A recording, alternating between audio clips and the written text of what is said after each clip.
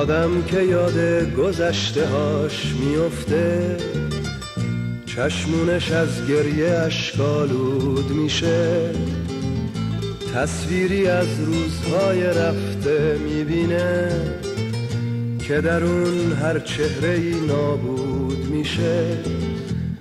هر پرستویی که به سوی میپره، خبر پایون فصلی رو میبره.